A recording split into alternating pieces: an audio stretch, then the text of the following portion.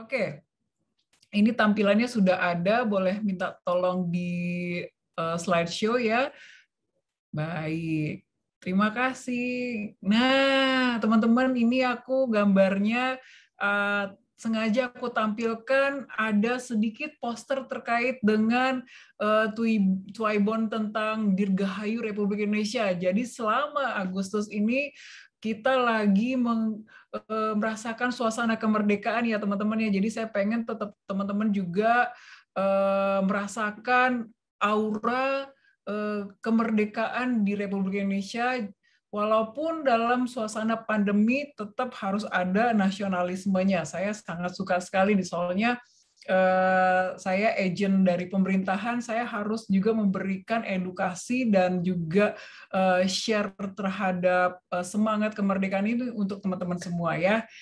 Oke, boleh di next teman-teman, Bang Jun. Nah, tadi aku udah sedikit banyak perkenalan sama teman-teman ya. Nanti kalau mau tanya-tanya tentang aku, boleh, tapi di chat room aja ya. Silakan nanti di chat aja di situ. Nah, nanti bisa juga kalau misalnya mau konsul sama saya, boleh nanti lihat aja di aplikasi Halodoc. Di situ ada namaku, Silvani Dianita, atau di aplikasi Halo Dokter.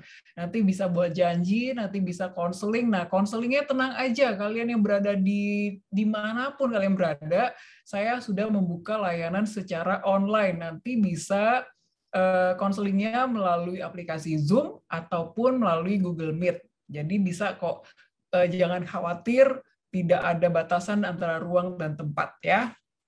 Oke, bisa di next. Nah, teman-teman aku mau tanya nih, boleh diklik ya, Bang Jun. Apa suasana hati teman-teman di tengah-tengah pandemi? Ayo, boleh nih di chat. Saya mau lihat nih suasana hatinya saat ini kayak gimana nih? Lagi galau, lagi happy, atau lagi kayak gimana? Coba ditampilkan aja Bang Jun. Lagi khawatir. Wah, oke. Ada lagi ya, Kak? Yang lagi dapat rezeki ada nggak nih? Atau baru jadian sama pacarnya, atau baru putus, atau apa? Atau ada yang lagi sakit, atau gimana perasaannya, atau biasa aja? Ya, boleh diklik Bang Jun. Ya. Atau apa ya? Ya, saya rasa mungkin ya di saat pandemi seperti ini, suasana hati kita beragam, berwarna seperti background saya ini ya. Teman-teman kalau lihat background saya ini, saya sengaja tampilkan di malam hari ini untuk bisa memberikan suasana yang semangat, karena warna ungu itu adalah warna yang memberikan keanggunan. Jadi saya sengaja ingin supaya kita ini, walaupun apapun juga suasana hati kita tetap kita bisa memberikan rasa yang lebih hangat kepada lingkungan kita. Karena nih, nobody can stop God's purpose for your life. Believe God will surprise you. Oke? Saya yakin banget bahwa apapun yang kita lakukan, yang kita rasakan, pasti Tuhan akan memberikan tujuan tertentu buat kita. Oke, kita next ya, Bang Jun. Nah, ini hari Kamis, saya ingin memberikan tema di hari Kamis ini, Kamis bersyukur. Ya, saya pengen tahu juga nih, di hari Kamis bersyukur ini pertanyaan saya buat teman-teman, boleh komentar langsung, saya kasih satu orang, silakan mau komentar langsung, apa yang bisa kamu syukuri hari ini? Sisanya silakan teman-teman boleh partisipasi melalui chat room. Ada yang mau coba share apa yang bisa kamu syukuri hari ini? Bersyukur bisa makan jengkol. Waduh, Bang Jun, hati-hati di dekat Bang Jun nih. Pasti istrinya agak-agak gimana gitu ya. Oke, bagi-bagilah ya. Kalau mau makan jengkol. Apa? Saya bersyukur karena hari ini bisa ketemu Mbak Silvani. Aduh, puji Tuhan, alhamdulillah ya. Aduh, terima kasih. Nanti saya bikin fans club ya. Terima kasih, saya juga bersyukur bisa ketemu sama teman-teman semua. Baik, nanti sambil berjalan, boleh ya ditulis di kolom chatnya. Mudah-mudahan rasa syukur nanti yang ditulis oleh teman-teman memberikan inspiratif buat kita semua, walaupun suasana hati kita pasti berbeda-beda. Setuju ya? Sepakat ya teman-teman ya? Duh, saya baru, oke, bersyukur masih sehat ya. Saya sepakat. Oke, kita bisa lanjut, Bang Jun.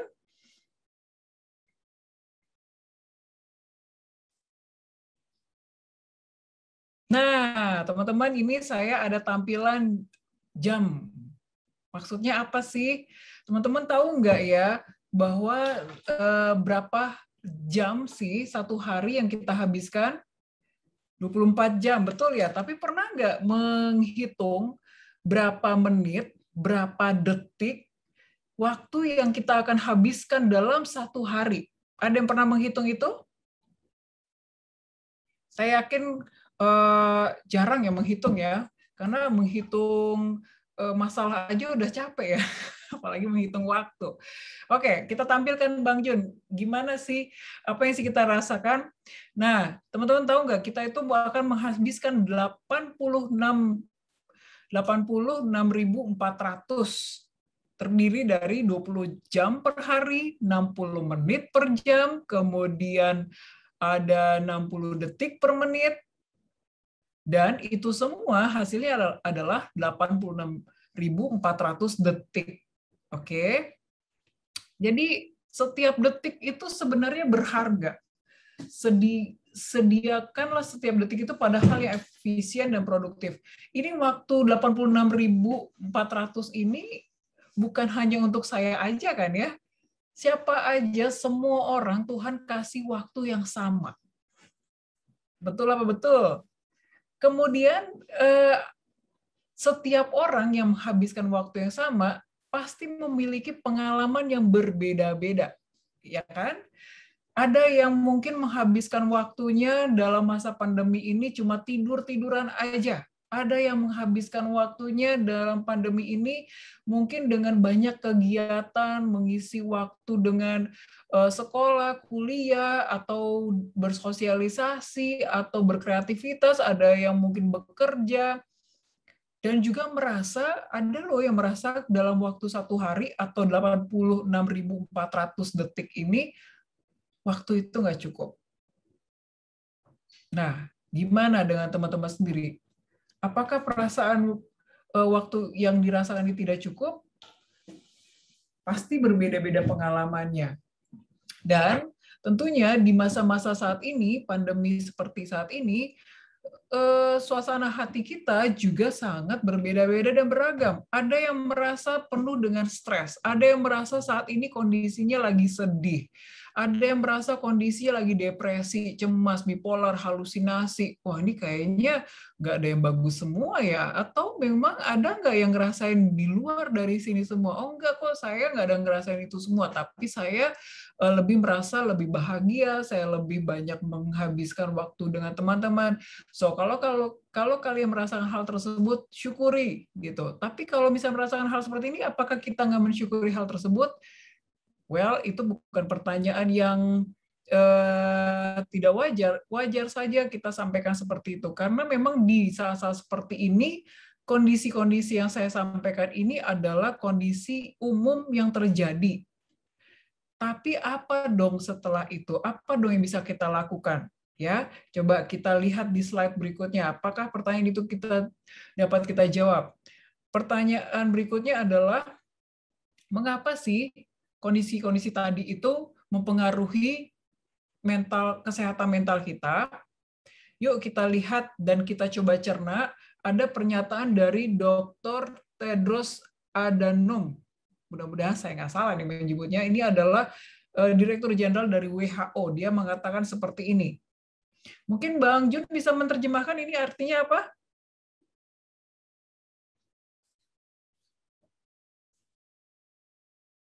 Saya pengen Bang Jun coba ngertiin apa nih. Pandemic is not a word to use lightly or carelessly.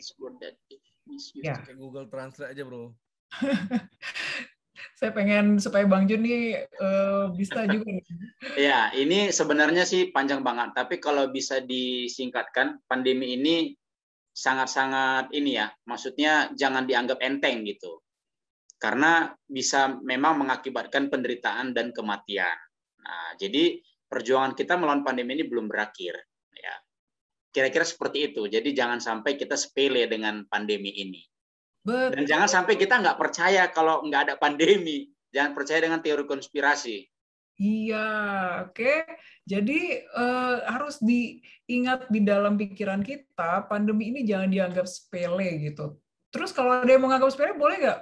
Boleh banget loh, itu hak Boleh kalian. banget. Saya nggak maksain juga. Kalau mau bilang, ini konspirasi loh, nggak peduli juga, nggak apa-apa, serius. Pikir aja, nggak apa-apa. Karena keyakinan orang beda-beda, tetapi nanti kita akan lihat, buktikan mana yang lebih kita yakini itu ya.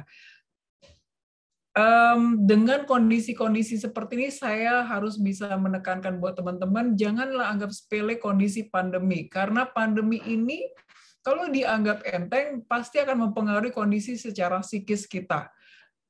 Dan ini sudah banyak dirasakan semua orang. Jangankan orang yang nggak punya masalah secara khusus, orang yang tentunya punya masalah khusus, tambah lagi ini kayak COVID itu akan lebih bermasalah ketika mereka punya komorbid, ya kan ya?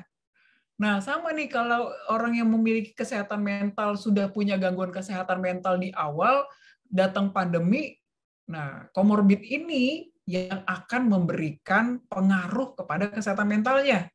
Oke, karena saya lebih bicara kepada kesehatan mental. Bagaimana orang yang nggak punya komorbid? Tentunya pandemi ini tidak terlalu banyak memberi pengaruh, tetapi pasti ada efek sampingnya, hanya saja mungkin presentasinya berbeda. Terus bagaimana nih dengan mereka yang mungkin sudah punya pengelolaan diri? Nah, tentunya antisipasinya mereka lebih sedikit terkena paparan COVID-nya. Gitu aja cara berpikirnya. Setuju ya, teman-teman ya? Jadi, walaupun saat ini pandemi, kita tetap tidak menganggap enteng, tetapi jangan juga terlalu menganggap ini sebagai sesuatu yang menakutkan. Karena saya nanti akan coba kasih tipsnya buat teman-teman juga supaya bagaimana kita bisa survive. Oke, teman-teman ya. Oke, next kita bisa lihat lagi. Saya mau kasih gambaran terkait dengan problem kesehatan mental akibat COVID-19. Teman-teman semua, ini ada gambar otak ya, kepala orang ini mempengaruhi beragam kondisi. Yang pertama, kita bisa lihat problem kesehatan mental akibat COVID itu akan terjadi pada beberapa kategori. Boleh di next? Yang pertama, kategori pikiran. Teman-teman, problem kesehatan mental akan mempengaruhi pikiran, akan mempengaruhi perasaan, dan juga akan mempengaruhi pada fisik kita. Pikiran yang akan terpengaruh dari COVID-19 adalah, bayangkan teman-teman ya, selama 1 tahun ini, sekarang udah hampir 1 tahun lebih, bahkan kita sampai malas gitu ya, ngitung harinya udah berapa minggu ya, ini udah setahun lebih apa enggak ya. Informasi-informasi terkait dengan COVID-19 ini sudah sangat mendominasi, ya, sehingga sangat menguras energi kita, dan pikiran-pikiran itu belum lagi ditambah pikiran-pikiran persoalan-persoalan dunia yang lainnya ya. Kemudian setelah pikiran bermasalah, maka ada konektivitasnya dengan perasaan. Karena ini satu kesatuan nih, satu paket.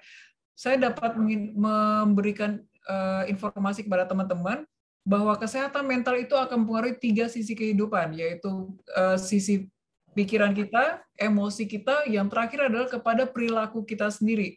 Dan kalau sudah mempengaruhi ini semua, akan bisa mengakibatkan sebuah gangguan kesehatan mental. Nah, kemudian akan mempengaruhi pada fisik ini adalah kalau misalnya teman-teman misalnya lagi mempunyai masalah tertentu, kemudian kalian nggak bisa eksplorasi nih.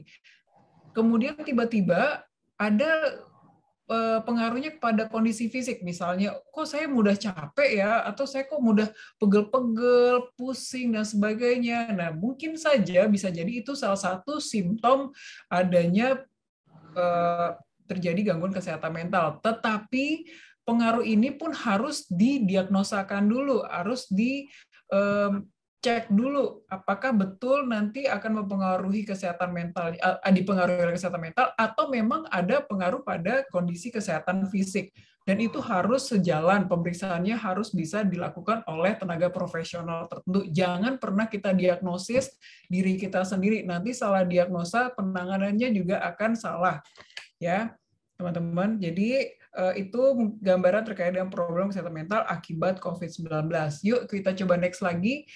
Sekarang kita lihat jenis-jenis stres yang muncul saat pandemi itu apa aja. Nih, menurut WHO penelitiannya tahun 2019. Jadi WHO udah teliti ini di tahun 2019 ya. Adanya ketakutan, kecemasan, perubahan pola tidur nih. Jadi kalau misalnya kira-kira kalau dulu tidurnya cukup teratur, kok sekarang mulai tidurnya kurang teratur, kemudian kok jadi sulit konsentrasi, kemudian kondisi fisik jadi terpapar juga, terpengaruh, atau juga mudah menggunakan obat-obatan, baik obat-obatan yang terresep ataupun tidak terresep. Nah, ini yang sangat berbahaya nih. Yang tadi saya katakan, kita selalu mendiagnosisnya terlalu dini untuk kesehatan kita sendiri. Nah, kondisi-kondisi yang demikian yang tadi saya sebutkan inilah jenis-jenis stres yang umumnya muncul saat pandemi. Kemudian boleh di next. Nah, kalau saat pandemi seperti itu, bagaimana kalau kita bayangkan jika wabah ini berakhir? Kira-kira gimana rasanya? Akan lebih lega? Atau kita masih tetap harus berjuang? Saya rasa kehidupan itu akan seperti itu juga ya. Karena pandemi tidak pandemi, masalah itu nggak akan pernah berkurang atau tidak akan pernah hilang. Yang mungkin adalah berkurang, tapi tidak mungkin bisa hilang. Nah, mudah-mudahan setelah pandemi berakhir, perilaku yang kita timbulkan ini tidak semakin parah ya, tetapi sudah kita belajar dari pengalaman-pengalaman kita sudah lalui. Mudah-mudahan ada perubahan-perubahan itu terjadi. Jadi coba direnungkan oleh teman-teman, kalau pandemi ini berakhir, gue mau ngapain? Apa yang bisa sudah saya lakukan ya? Mungkin banyak harapan-harapan yang harus diwujudkan, atau mungkin yang tadinya harus kuliah di luar negeri bisa langsung ke luar negeri, atau mau apa, atau yang tadinya pacarannya LDR bisa langsung tiba-tiba lebih dekat dengan pasangannya dan sebagainya ya. So, boleh di next. Teman-teman, saya mau menyampaikan bahwa hidup itu bagaikan metamorfosa. Ya, semua orang yang pasti itu adalah perubahan. Perubahan yang tadinya kita tetap bersama dengan keluarga kita, tiba-tiba harus ada perpisahan. Saya mau kasih kesaksian teman-teman. Jadi tanggal 20 Juli yang lalu saya baru saja kehilangan adik saya. Adik saya itu meninggal karena kanker paru. Jadi beliau adalah suami dari ipar saya yang ada di sini juga. Ini sangat mempengaruhi kami semua. Kami sangat terpukul dengan kehilangan ini, karena itu adalah adik kesayangan saya juga, dan tentunya suami tercinta dari adik ipar saya. Dan kondisi-kondisi tersebut tentunya ditambah lagi dengan ketidaksiapan kita juga terhadap proses kehilangan, belum lagi mengelola emosi kita sendiri, dan sebagainya. Dan tentunya kita yang ditinggalkan dan masih hidup ini perlu belajar untuk memberikan fokus kepada imun kita juga kan ya, karena proses kehilangan itu nggak mudah, karena perubahan yang akan terjadi itu sangat signifikan, sehingga kita perlulah memberikan energi lagi, tapi proses untuk pemulihan itu sendiri saja harus kita lakukan dalam diri kita sendiri juga, harus kita berikan perhatian. Jadi disinilah yang saya dapat sampaikan kepada teman-teman, bahwa hidup itu bagaikan metamorfosa. Kita nggak akan bisa menetap polanya seperti yang kita lalui saat ini. Kita bisa tiba-tiba nanti tadinya sehat, kemudian bisa nanti besoknya sakit, atau tiba-tiba tadinya kita senang, terus tiba-tiba kita berubah menjadi sedih. Dan itulah memang sebuah pola kehidupan itu nggak akan pernah menetap. Nah, Boleh di next. Jadi kalau saya bisa gambarkan, kehidupan itu akan terdiri dari 3 fase utama. Fase masa lalu, fase masa kini, kemudian fase di masa depan. Pertanyaannya, ketika kita mengalami banyak perubahan dan cobaan dalam hidup kita berada di mana? Kalau di dalam kayu yang ada di gambar di samping, kita lagi berada di masa lalu, di masa kini, atau kita sudah berada di masa depan? Pertanyaan ini coba bisa ditanyakan oleh kita semua.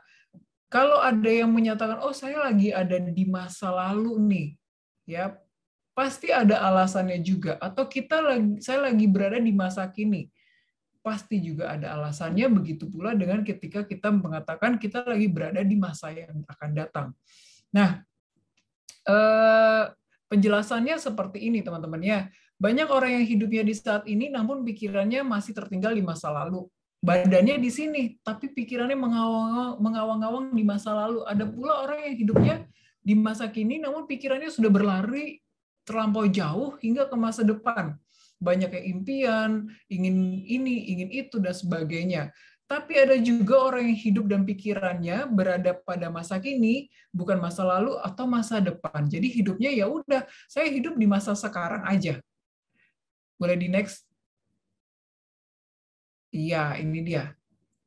Jadi macam-macam, semua orang itu macam-macam kok tipe-tipenya ya.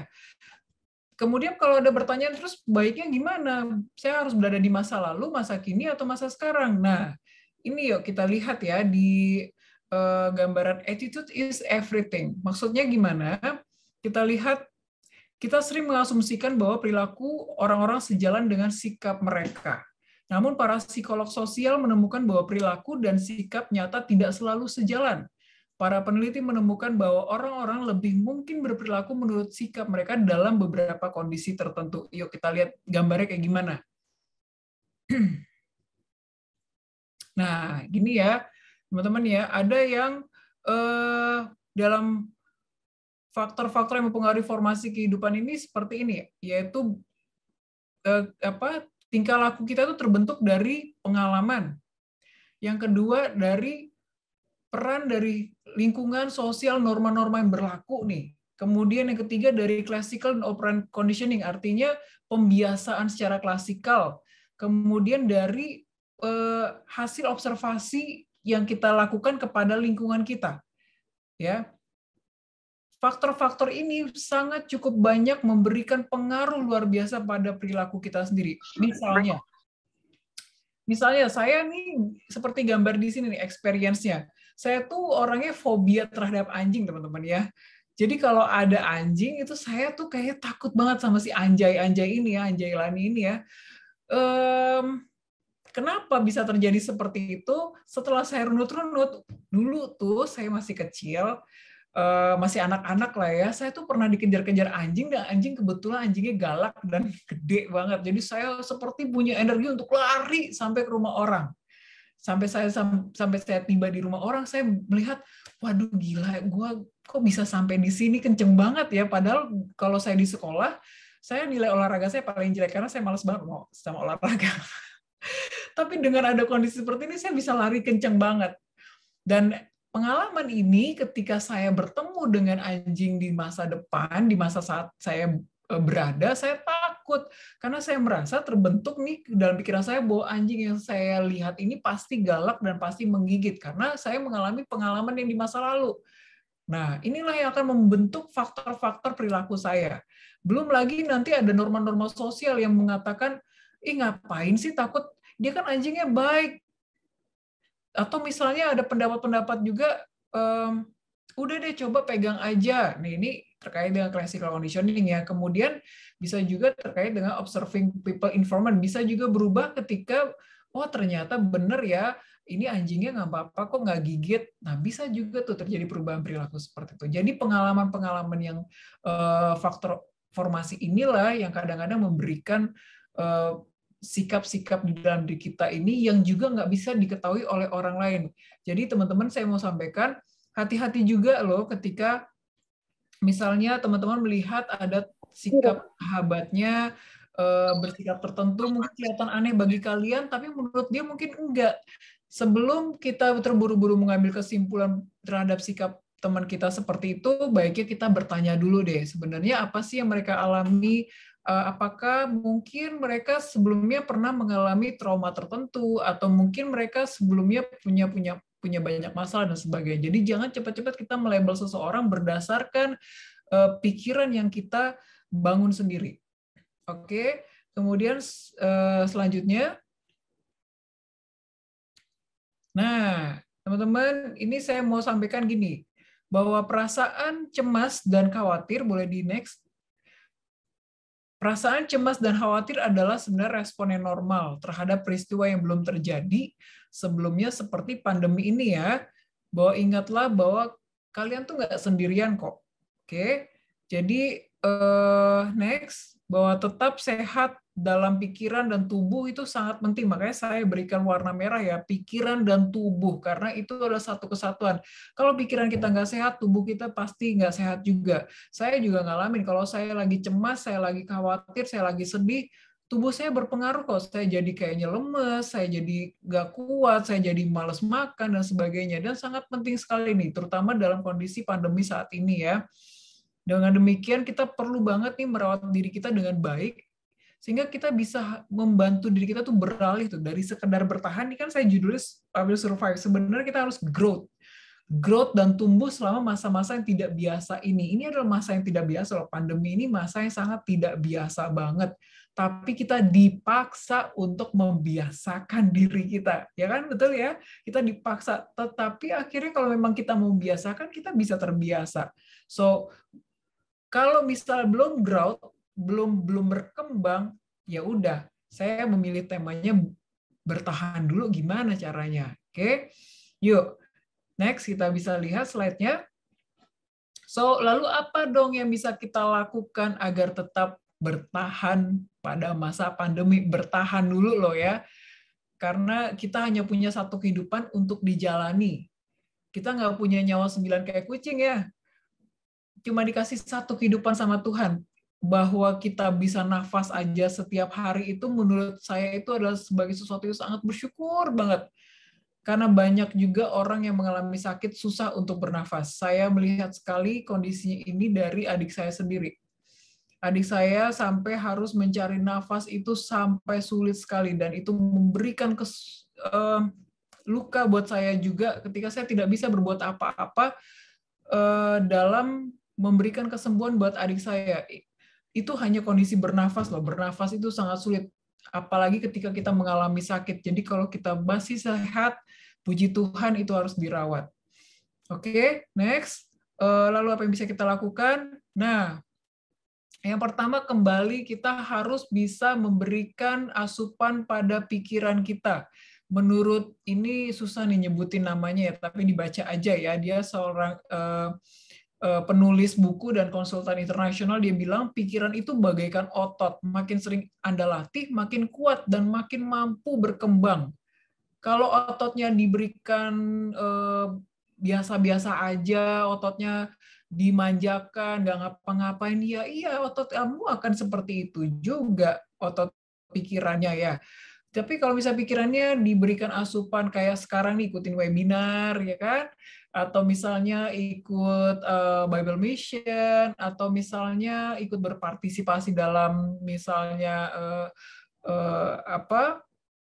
charity dan sebagainya. Jadi kita lebih bisa melatih diri kita lebih bijak, lebih empati, dan pikiran kita jauh lebih memberikan afirmasi secara positif. Tapi kalau misalnya asupan pemikirannya nilai gizi pikirannya tidak baik, ya maka akan mempengaruhi juga pada emosi yang tidak baik, serta perilaku itu juga akan berpengaruh, teman-teman. So, kita lihat yuk bagaimana asupan pemikiran yang bisa kita lakukan. Kita lihat di next slide. Nih, teman-teman, semua ini berawal dari mindset. Ya, mindset itu berarti cara kita berpikir tentang apa yang terjadi dalam dunia ini, dan apa yang kita percayai, dan apa yang tidak kita percaya. Itu adalah mindset kita. Jadi mindset itu lebih kepada keyakinan kita nih menurut Carol ya. yakin nggak? Kita yakin nggak apa yang kita sedang jalani, kita lakukan? Sama seperti kalau misalnya ada orang yang nggak yakin dengan pandemi, ya itu keyakinan dia juga. Kalau bagi saya, orang yang nggak percaya sama dengan pandemi atau misalnya dibilang konspiratif dan sebagainya, it doesn't matter, it's your choice, itu pilihan kamu. Tapi jangan sampai pilihan kita sendiri kemudian memprovokasi orang lain, ya kan? Itu bisa bahaya. Pastikan pilihan kita ketika kita mau provokasi orang lain, kita punya bukti dulu. Boleh kita mau provokasi, tetapi provokasilah yang baik dan bijak dan kita bisa buktikan. Makanya belief itu bisa berbahaya juga bagi orang lain, karena ketika disampaikan dari diri kita, itu gini, maksudnya ketika kita mau berubah orang lain, berarti yang kita ingin berubah itu adalah sebenarnya diri kita juga. Jadi kalau kita ingin memberikan belief itu pada orang lain, pastikan kita juga meyakini apa yang kita lakukan juga, teman-teman ya. So, kita lihat yuk bisa cara-cara apa yang bisa kita lakukan dulu supaya kita bisa bertahan dalam suasana yang penuh dengan ketidakpastian ini ya. Di next slide, bahwa saya ingin mengajak teman-teman untuk cek dulu yuk, cek diri dulu yuk, pemeriksaan diri hariannya seperti apa sih. Pertama, kita cukup istirahat nggak belakangan ini? Kemudian, apakah saya terlalu banyak bekerja nggak? Atau misalnya saya punya waktu nggak untuk teman dan keluarga saya? Coba, pertanyaan nomor 1 aja, kita udah lulus belum?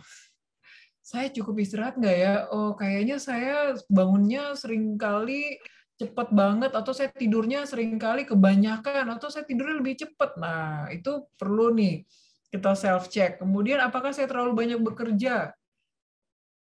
Sehingga kita istirahatnya lebih kurang gitu. Kemudian saya punya waktu nggak untuk ngobrol-ngobrol sama orang lain. Nah, ini juga mempengaruhi nih. Semakin orang memiliki kekurangan terhadap hal-hal pertanyaan seperti ini, maka kualitas kehidupan kita juga semakin berkurang. Pertanyaan ini sederhana banget ya. Cuma 3 pertanyaan, saya rasa mungkin masing-masing dari kita semua nih punya jawabannya beragam juga. So, yang kedua, berikutnya adalah kalau kita udah self-check, yuk kita kuasai beberapa skill yang mau saya sampaikan buat teman-teman supaya survive. Skill yang pertama, teman-teman, saya mau mengajak teman-teman untuk bisa berpikir mindfulness dan positive affirmation. Saya nggak bisa sampaikan sejauh mana, segamblang mana, atau kalau minta dilatih dong, Kak, untuk cara mindfulness atau positive affirmation kayak gimana, mungkin nanti Bang Jun akan memberikan waktu lagi buat saya seharian aja ya. Karena nggak bisa nih kalau waktunya dalam waktu Boleh. segini. Kita atur nanti ya, Kak Sil. Ya, gampang ya. Nanti saya akan mengurai waktu istirahat kalian, dan saya nanti takut berdosa kalau mengurai waktu istirahat kalian ya. Jadi pada intinya adalah, kalau mindfulness itu yang penting kalian pikirannya bukan kosong ya. Saya bukan nyuruh kalian kosongkan pikiran. Kalau kosongan pikiran nanti yang datang adalah pikiran-pikiran metafisika ya, yang lain-lainnya ya, yang nggak bisa kita lihat dengan mata. Yang penting adalah kalian bisa lebih tenang. Mindfulness itu nggak perlu kosongan pikiran, nggak perlu juga harus misalnya semedi di ruang kosong. Yang paling utama adalah kalian sendiri bisa benar-benar menyatu sama dirinya sendiri. Pikiran-pikiran yang mengganggu lainnya itu yang lebih negatif sudah mulai dikurangi, tapi lebih pada positive affirmation-nya. Misalnya, apakah kita lebih banyak menyalahkan diri sendiri dalam keseharian kita, atau justru ketika kita mau melakukan mindfulness, artinya kita setelah kita sudah banyak menyalahkan diri sendiri, next-nya apa? Oh, oke, saya sekarang mau coba bangun deh diri saya supaya saya lebih menghargai banyak nih diri saya sendiri. Saya mau banyak waktunya untuk bisa membangun imun saya nih untuk diri saya sendiri. Sehingga perawatan diri yang kamu ingin bangun itu lebih optimal. Mindfulness hanya sesederhana itu sendiri, tapi memang harus ada latihan juga.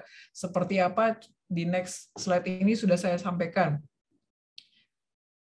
Hanya waktu 2 menit setiap jam. Diam aja, rehat aja, di mobil bisa, habis rapat bisa, sekolah daring bisa, mungkin gurunya lagi jelasin, kita mau bengong dikit. Di Korea itu ada ya, lomba bengong ya katanya. Saya amazing juga tuh sama Korea itu, kayaknya berarti mereka jam kerjanya sibuk sampai mengadakan lomba untuk bengong. Di Indonesia disuruh bengong, saya rasa nggak usah lomba ya. karena kita memang juaranya untuk bengong ya. Oke, 2 menit aja. Ini juga ada ada latihannya dari Kaizen. Kaizen itu kayak latihan untuk cara bertahan terhadap diri sendiri. Yang dilakukan adalah mensisihkan sedikit waktu dari sekian banyak aktivitas yang kita sudah lakukan dengan lebih kepada ketenangan batin dan jiwa. Ini Pendeta Manuntun tahu banget nih. Selalu kasih tahu saya supaya lebih meditasi kayak gimana meditasi, nanti tanya Pendeta Manuntun kayak gimana tuh meditasi. Oke, next slide. Skill yang kedua. Skill yang kedua yang mau saya sampaikan adalah skill interpersonal effectiveness. Bersosialisasilah dengan lingkungan saudara, itu bahasa sehari-harinya. Yang penting kalian bisa bersosialisasi dengan siapa? Dengan dengan orang tua, dengan saudara, dengan pacar, atau dengan siapapun. Tapi kan nggak boleh, sekarang kan lagi prokes ya, nggak boleh deket-deket. Ayo, jangan banyak alasan. Ini kan bisa ya, kayak begini-begini kan ya. Ngobrol-ngobrol begini, sharing begini bisa loh. Jadi nggak usah kita cari-cari alasan yang membuat diri kita sendiri jadi lemes ya. Yang penting adalah kita mau berbuat baik nggak buat diri sendiri. Kalau selama ini kita udah berbuat baik sama orang lain, yuk kita berbuat baik juga sama diri sendiri. Kemudian yang kedua adalah kita mengungkapkan hasrat kita itu terhadap cinta kasih. Ya, ada kasih kita juga terhadap sesama, kita ada ketulusan, ada kita sampaikan afirmasi-afirmasi itu kepada orang lain juga. Skill yang ketiga yaitu skill mengenai emotion regulation, perawatan emosi. Ini penting banget karena apa?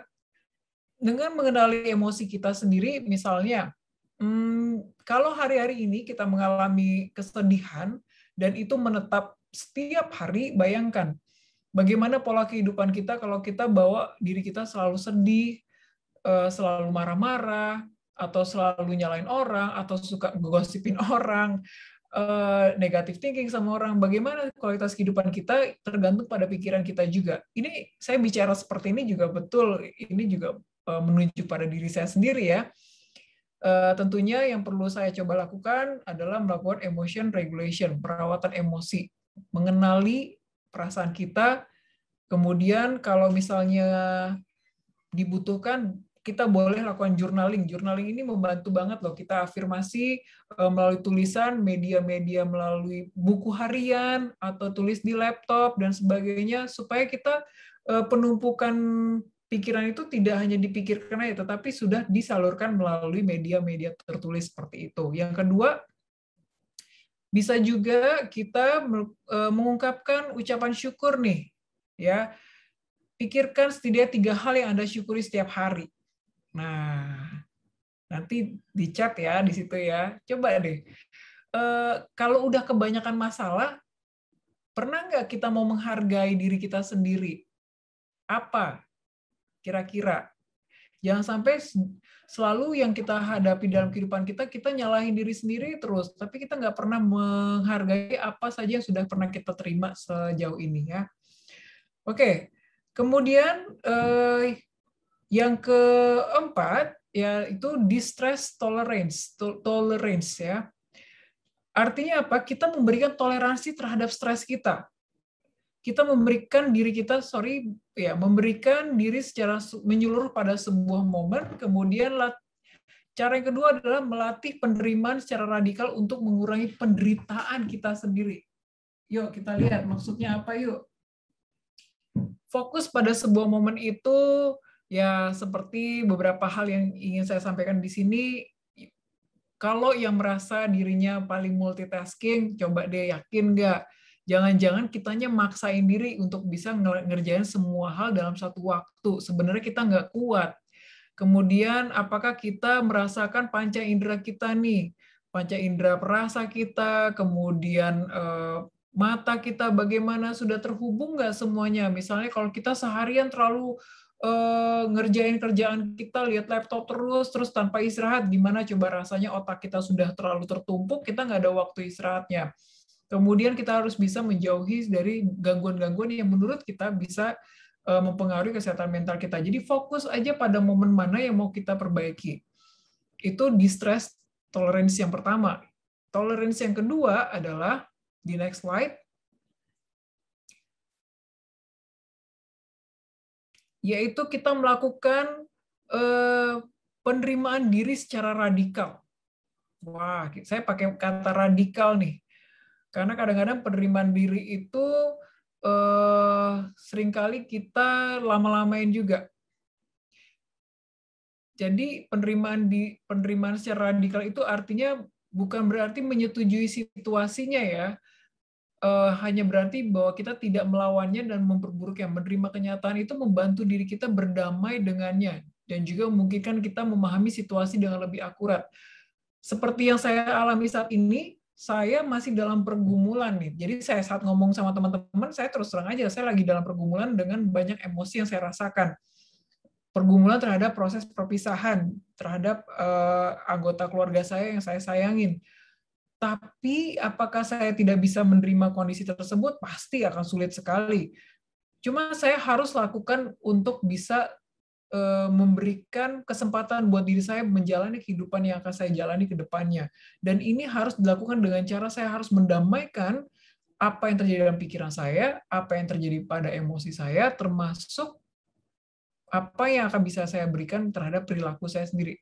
Jadi, saya akan mengambil sebuah kata-kata, radical acceptance ini perlu dilakukan, dan ini bukan hanya sekedar kata-kata. Nanti bisa kita caranya gimana, ya ini harus ada satu materi lagi, karena konsep-konsep ini bukanlah konsep yang mudah dilakukan dalam sekali pengucapan aja, tapi perlu ada pelatihan-latihan tertentunya ya.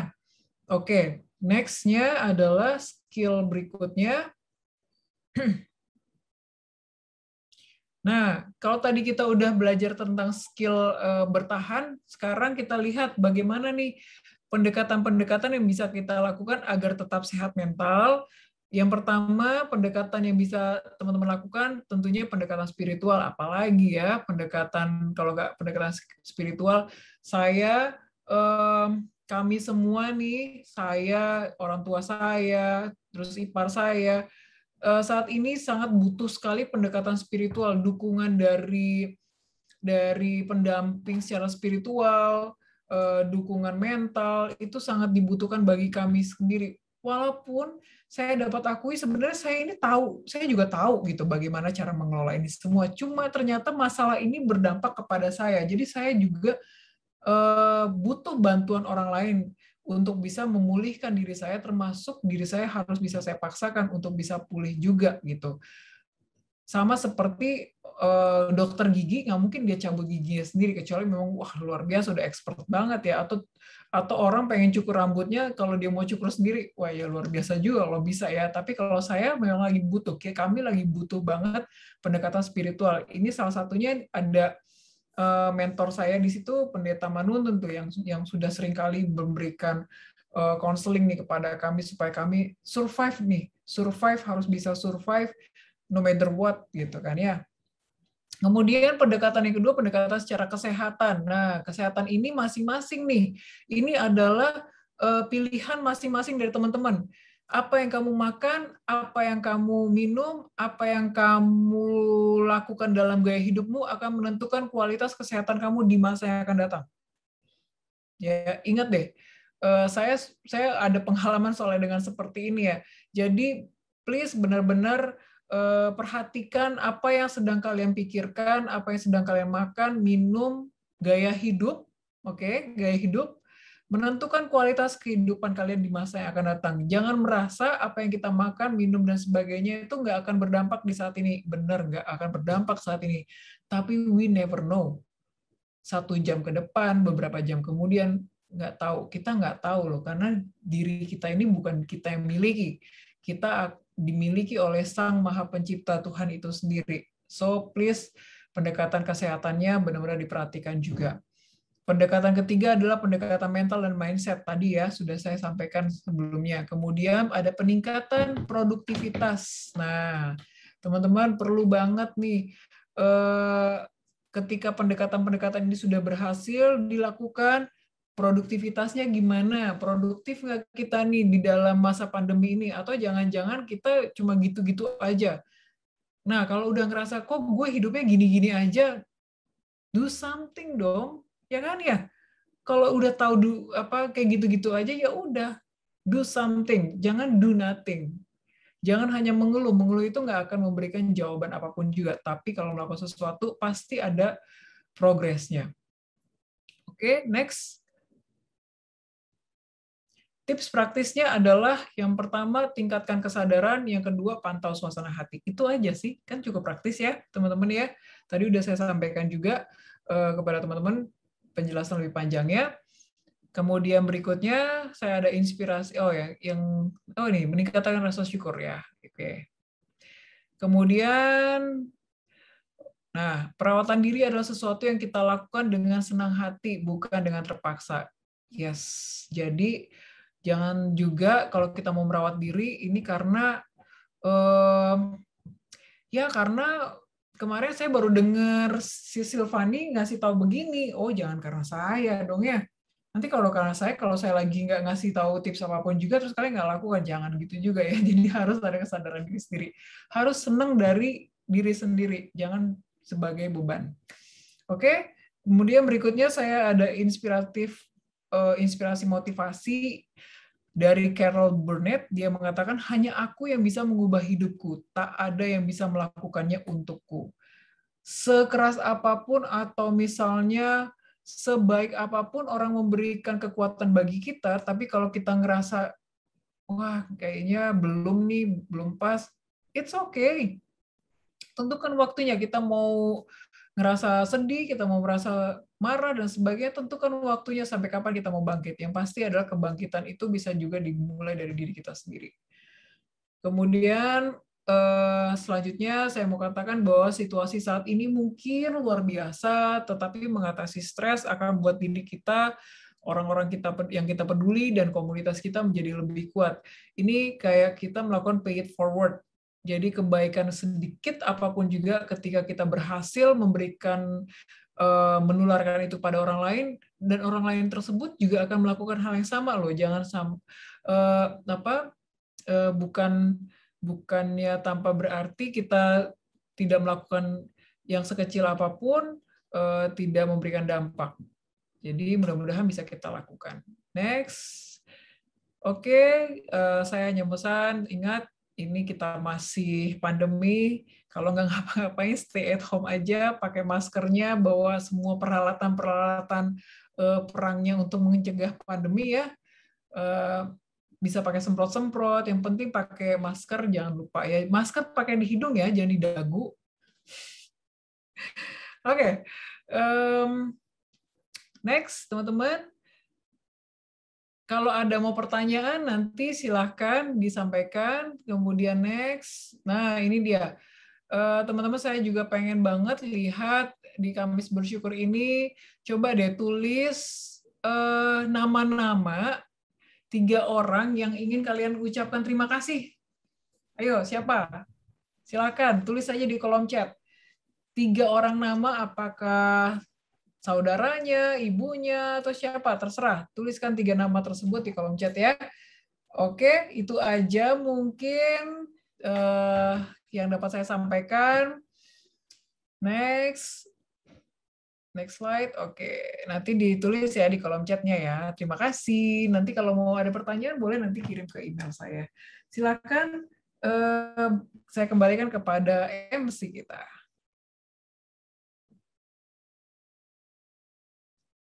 Oke, baik. Terima kasih untuk Sisi Silvani yang sudah membawakan sangat bagus banget. Aku benar-benar konsen banget nih malam hari ini sambil mendengar, sambil mutar slide. Jadi kayak multitasking juga ya. Tapi memang agak sulit, Sis. Multitasking itu sulit. Karena aku pernah dengar juga dari bosku ya, waktu itu, dia orang Singapura, dia bilang sebenarnya multitasking itu kayak hampir dibilang bisa nggak ada sih, karena memang sangat sulit dilakukan. Cuman memang ya sebisa mungkin memang harus bisa efektif dalam bekerja gitu ya kan. Oke. Anyway, terima kasih banyak Sis. Kita masuk ke sesi Q&A.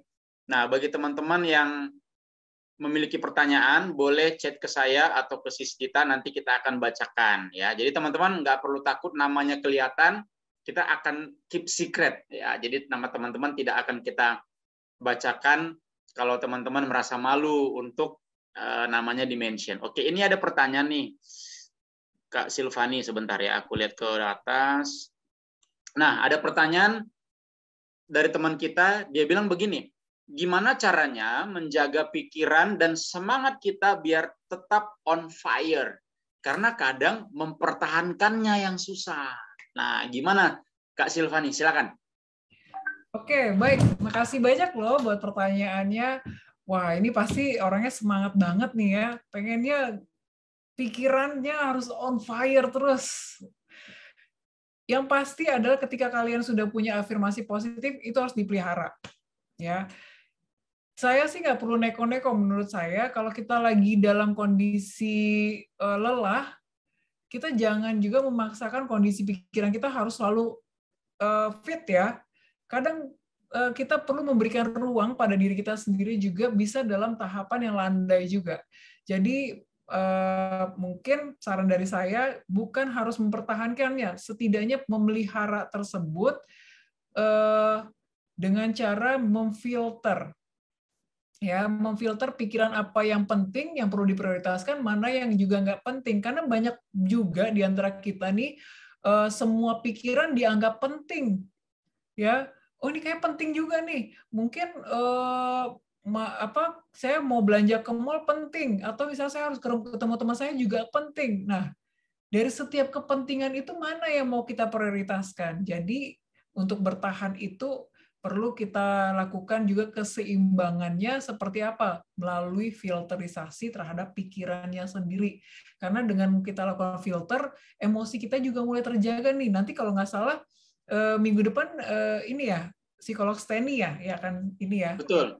Steny. Nanti siapa tahu psikolog Steny itu kolega saya juga tuh di klinik Advent, psikolog juga yang bagus itu juga nanti akan kasih tipsnya. Tapi dari saya filter dulu pikirannya.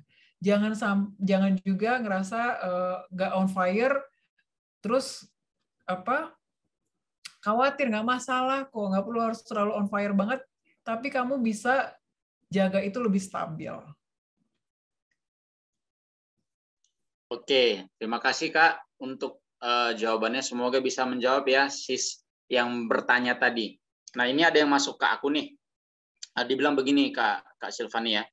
Bagaimana agar saya bisa berdamai dengan masa lalu yang tidak menyenangkan? Itu yang pertama. Nah, lalu yang kedua, apa bedanya khawatir yang wajar, mungkin karena pandemi, dengan khawatir karena terkena mental illness, misalnya anxiety disorder? Mungkin boleh dijawab yang pertama dulu kali ya. Bagaimana bisa berdamai dengan masa lalu yang tidak menyenangkan, Kak? Wow, ini pertanyaan keren juga nih. Bagaimana bisa berdamai dengan masa lalu yang tidak menyenangkan? Oke.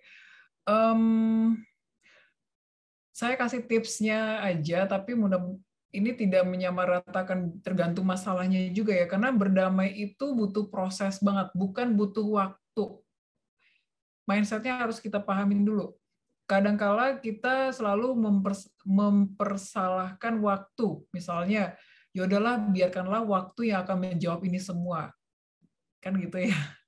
Nanti mungkin ya saya akan damai sendiri, enggak juga. Jadi harus ada aktivitas di diri kita juga mau memutuskan kita mau berada di masa yang mana. Tadi kan saya sampaikan ya, ada masa lalu, masa kini, atau masa yang akan datang. Kalau misalnya kita merasa pengalaman di masa lalu tersebut sangat-sangat tidak menyenangkan, sekarang tanyakan kepada diri kita sendiri, kita mau tetap membawa masalah itu di masa saat ini dan masa yang akan datang, tidak. Putuskan dulu kepada diri kita sendiri, dan jalankan keputusan itu dengan penuh kepercayaan. Tapi saya mau katakan buat teman-teman juga, bahwa masa lalu itu bukan tidak akan pernah kita hilangkan. Jadi jangan sampai salah kaprah bahwa masa lalu yang kita hadapi itu akan selalu ada di diri kita sendiri selama kita memikirkannya.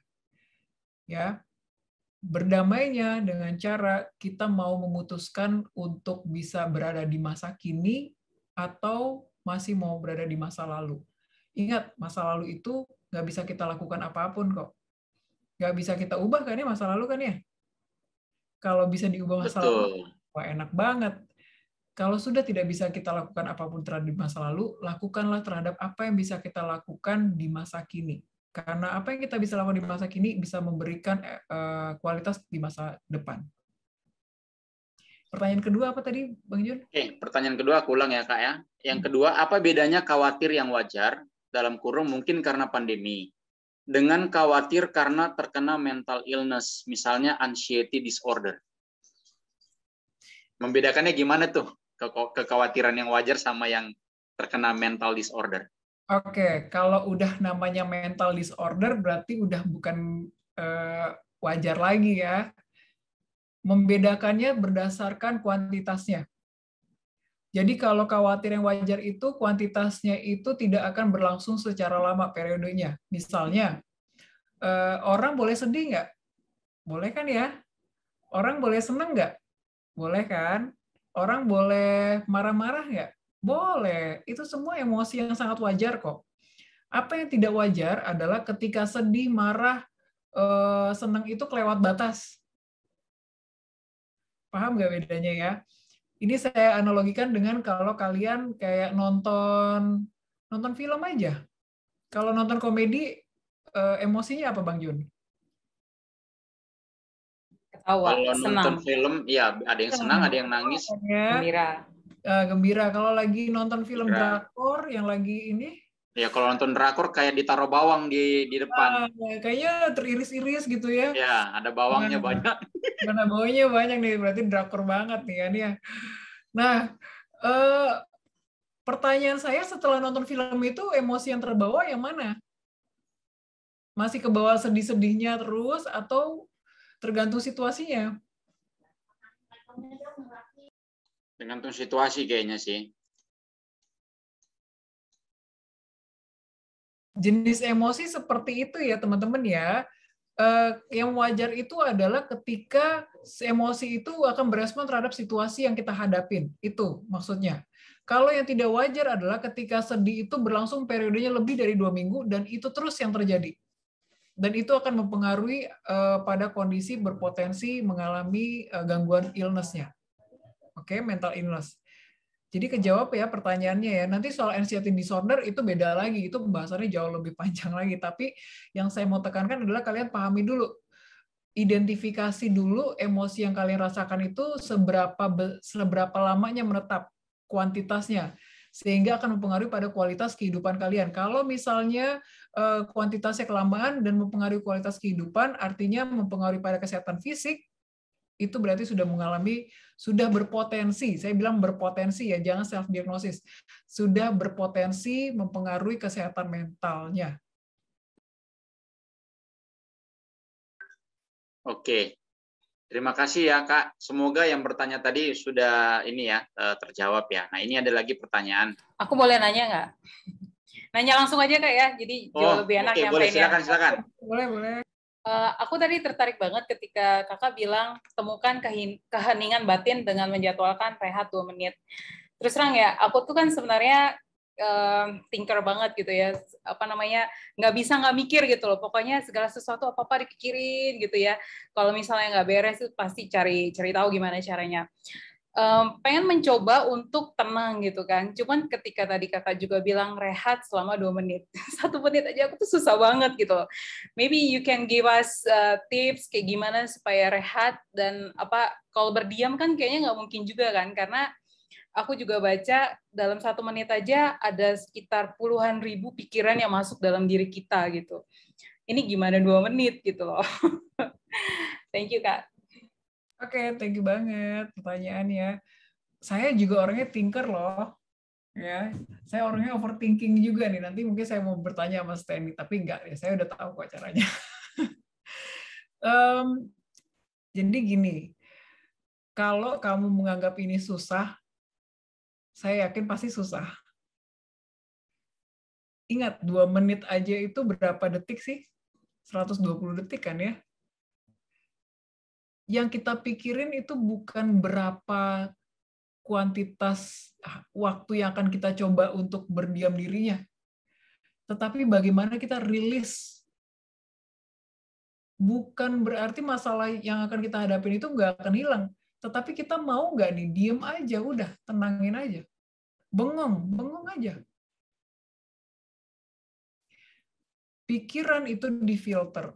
Jadi ini semua prosesnya harus dilatih dulu memang, ya.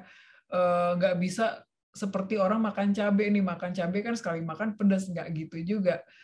Tetapi kita mau nggak memberikan, mengizinkan diri kamu, mau nggak kamu cuma dalam waktu 2 menit aja, nggak usah ngapa-ngapain, nggak usah berada di mana, mau tempat tenang dulu, nggak usah nyari-nyari tempat, nggak usah. Dimanapun kamu berada, kamu bengong aja, diem aja. Ntar orang bilang katanya kalau bengong kesambet, Kak. Nah, ini dia nih. Kita terlalu memikirkan apa yang dipikirkan orang. Nanti gimana ya? Udah nggak usah dipikirin dulu, yang lainnya nggak usah buat skenario yang lain-lain. Udah nggak usah. Kamu menyatu aja, diem aja. Nggak peduli orang mau ngomong apa. Yang penting kamu stay with yourself. Nggak usah terlalu misalnya mendebat sesuatu yang ini cocok nggak ya? Ini bagaimana nih dampaknya? Itu pasti tidak akan berhasil. Jadi terima aja dulu. Jadi dilakukan. Kalau misalnya sejam 2 menit, berarti kalau misalnya kita aktif dalam bekerja, let's say 8 atau 9 jam, berarti 2 kali 8 jam atau 9 jam, 16 menit kayak gitu, kita bengong aja gitu. Kayak maksudnya itu bagus untuk pikiran kita supaya tidak burn out mungkin. Is it something like that? Nah, ini ya. Jadi ini teknik Kaizen-nya. Kalau kamu kamu membiasakan dulu, kamu cari dulu polanya. Jadi kalau kamu udah biasa, ya kan pertama kamu harus niatin dulu. Kalau niatnya nggak ada atau kamu anggap susah terus, ini nggak akan bisa terlaksana. Jadi pikirannya jangan disusahkan dulu, jangan ambil bebannya dulu. Niatin dulu, mau nggak? Mau. Oke, kan pertanyaannya mau kan? Niat, oke, niat. Dilakukan tidak? Beda loh. Orang misalnya kamu lapar, niat kamu makan, tapi kamu nggak mau makan. Tetap lapar atau udah kenyang? Tetap lapar. Iya. Karena nggak dilakukan. Iya. Ya. Seperti itu. Kamu niatnya pengen coba tenang, tapi kamu banyak spekulasi nih. Ketenangannya dapat nggak? Enggak. Jadi mikir juga. Niat kamu doang yang dapat, ya, emang niatnya doang yang dapat. Nanti kalau udah niat, dilakukan. Nanti masuk ke dalam proses pembiasaan. Oke? Pembiasaan dulu, dibiasakan sama ketika kita pakai masker.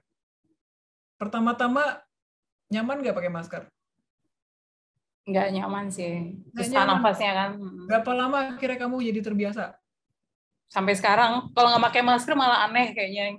Sekarang orang kalau nggak pakai masker, kita yang jadi aneh, ya kan? Ya. Dulu waktu 2019, 2020 awal, aneh kalau kita pakai masker dan facial. Sekarang kita jadi itu yang biasa kita lihat. Itu seperti itu.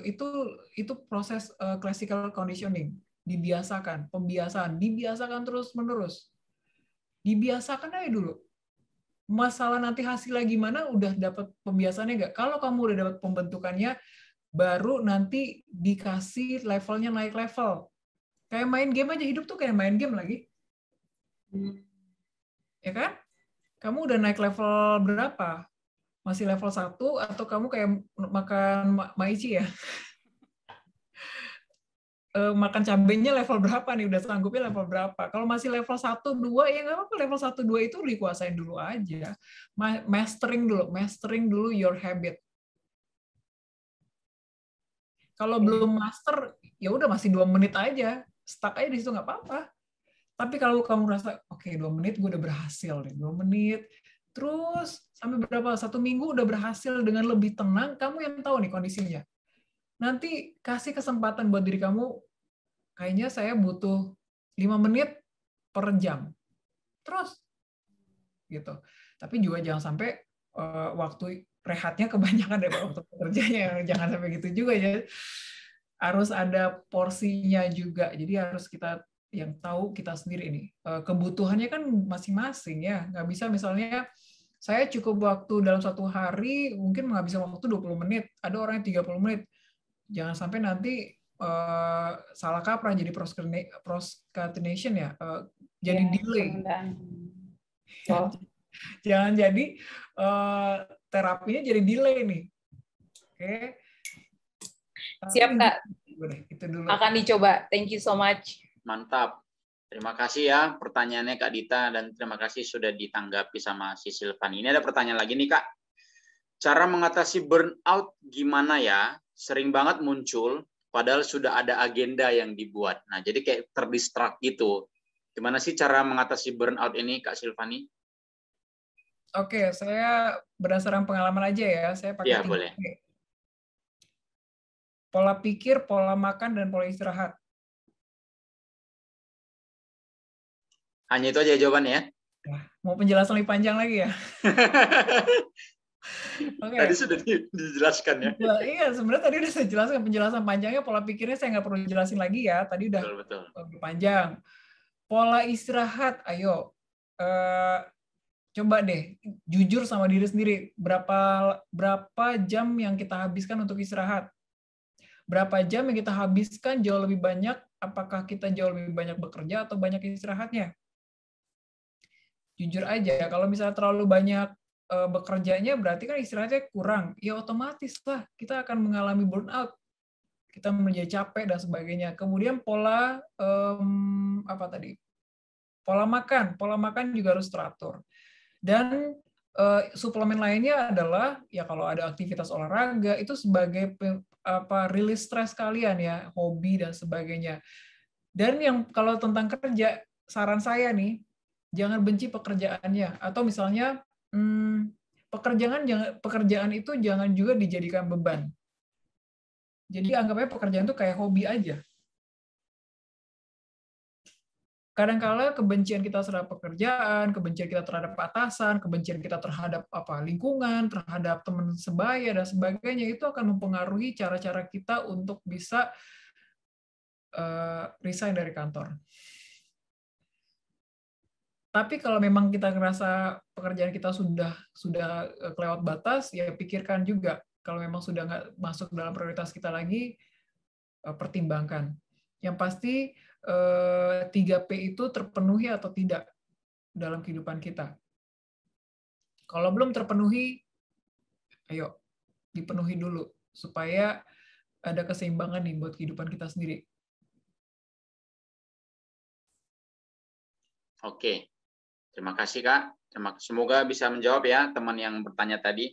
Nah, ini ada pertanyaan. Ya teman-teman bersabar ya, ini pertanyaannya banyak nih. Jadi aku sering nggak terkontrol emosinya karena masa yang sekarang.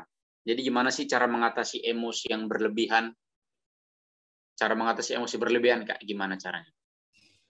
Oke, yang pertama coba cari aktivitas yang memberikan pengalihan terhadap energi kamu. Cari distraksi deh. Ya. Kemudian kalau bisa ada support system. Kalau ada sharing, kamu sharing.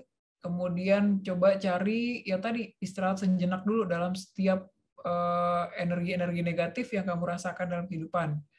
Berikutnya adalah belajar untuk menemukanali emosi yang kita rasakan sendiri. Jadi emotion trackernya coba diidentifikasi selama 1 minggu. Coba cek dulu seperti apa yang banyak emosinya yang kamu rasakan apa. Kalau kebanyakan marah-marahnya dan sebagainya, coba tanya kepada diri sendiri pakai 5W plus 1H. Apa sih yang membuat saya marah? Kemudian siapa sih yang membuat saya marah? Kemudian mengapa saya harus mengeluarkan emosi ini? Kemudian juga pertanyaan, di mana sih saya bisa memiliki emosi seperti apa? Terus kapan emosi ini mulai terjadi dan bagaimana caranya? Coba tanyain dulu pertanyaan-pertanyaan itu, kemudian baru kita lakukan filter. Filter dulu terhadap masalahnya, berikan yang prioritas yang mana. Kalau nggak prioritas perlu kita pikirin, nggak usah dipikirin. Oke? Semua ini tergantung pada prioritas diri kita sendiri. Saya pun kalau misalnya saya merasa saya harus memikirkan kesedihan, saya akan memutuskan saya tetap memikirkan kesedihan dalam diri saya sendiri. Kemudian dampak yang akan terjadi ketika saya memikirkan kesedihan, saya tahu kok, gitu. Jadi saya ketika saya mengenali emosi saya tahu dampak yang terjadi pada saat saya lakukan itu. Artinya saya menikmati itu. Tapi ketika saya ingin memberikan waktu khusus kepada aktivitas saya yang lain, saya harus sudah belajar mengendalikan itu semua. Saya harus filter, saya harus batasi mana emosi yang saya harus gunakan pada saat saya melakukan aktivitas lain. Karena kalau terbawa emosi tersebut kepada situasi yang berbeda, ini akan berbahaya. Jadi kuncinya tadi yang saya sudah sebutkan ya. Dan jangan khawatir juga sih kalau misalnya kita punya emosi seperti apa, terus kita ngerasa nggak bisa berubah, bisa kok. Tergantung kitanya mau atau enggak, kembali lagi seperti itu. Tapi tadi saya bilang, ya udah, cari dulu aktivitas lainnya supaya ada distraksi dulu, gitu. Baru yang aktivitas-aktivitas lainnya yang tadi saya sebutkan.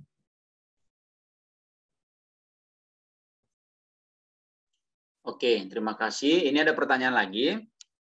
Apakah ada pengaruhnya dengan begadang? Misalnya kita tetap tidur jam 8, kita tidur 8 jam.